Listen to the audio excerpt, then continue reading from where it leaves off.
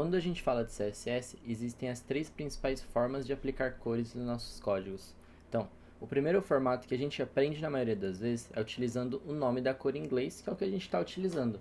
Então, eu escrever purple, white, yellow, enfim. Porém, existem dois pontos negativos a utilizar nesse formato. O primeiro é performance, então já foi comprovado que utilizar o nome das cores é uma forma bem menos performática dentre todas. Bem menos não, mas menos performática. E a limitação.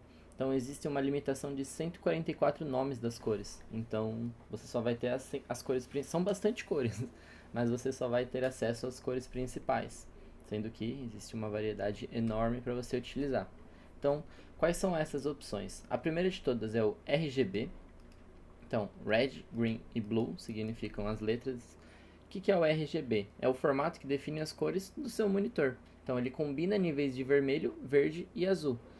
Então, cada componente, cada letra pode variar entre um nível de 0 a 255, onde o 0 vai indicar a ausência de cor e 255 representa a intensidade máxima dessa cor. Então, um pouco na prática, utilizando aqui nossa landing page, vou colocar um RGB, é como se fosse uma função. E aqui eu vou passar os valores. Então, por exemplo, quero preto, 0, 0 e 0, ausência de cor nos três. E agora, ele já aplicou um tema mais escuro. Eu gostaria de vermelho, no máximo. Então, eu posso colocar aqui e as outras duas cores deixar zerado. Ele já vai aplicar. Eu quero um vinho. Então, seria um 100 um pouco mais próximo do preto.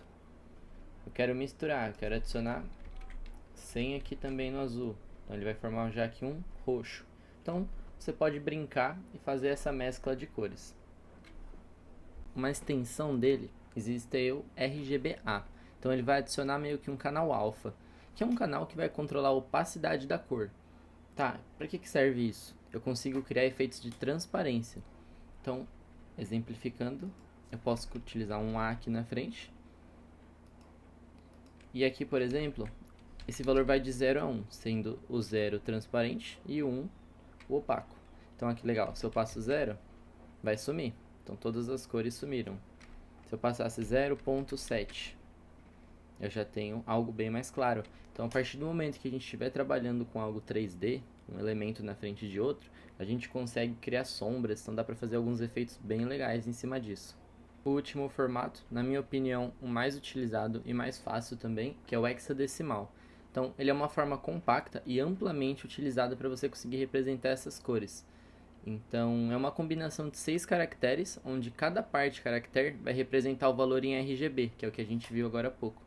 Então, é como se fosse, esse valor é meio que o contraste da cor primária, que é o da fonte. Se eu escrever um red aqui, a gente vai ver que ele vai aplicar. Como que funciona o hexadecimal? Então, pensa que é um hashtag, como se fosse RGB.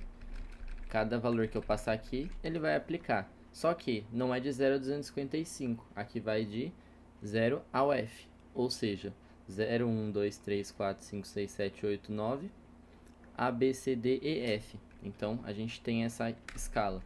Eu quero fazer um preto, então a gente já entendeu que é uma ausência de cores, 0, 0, 0, 0, 0, 0. Ele vai aplicar aqui para mim.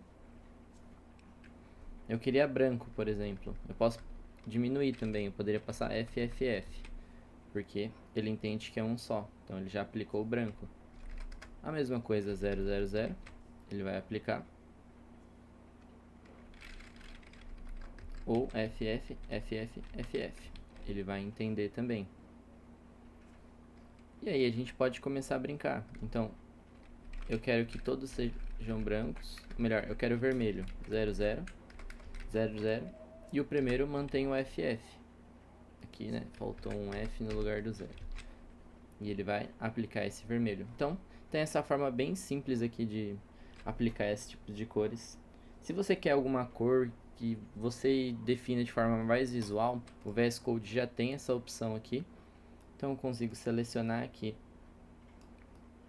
a cor que eu quero e aqui meio que a tonalidade, né? Um pouco mais clara, um pouco mais escura.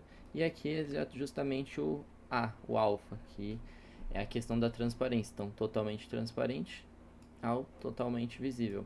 E aqui em cima a gente já consegue ver o código, tanto ele atualizando aqui embaixo.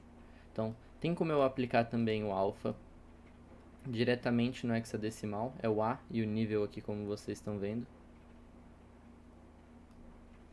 Então, ele vai aplicando aqui. Tem uma extensão bem legal também que chama Color Highlight. Então, ela coloca um quadradinho na cor. Então, fica bem mais fácil de eu localizar, entender que cor que é essa. E até entender que propriedade está sendo uma cor.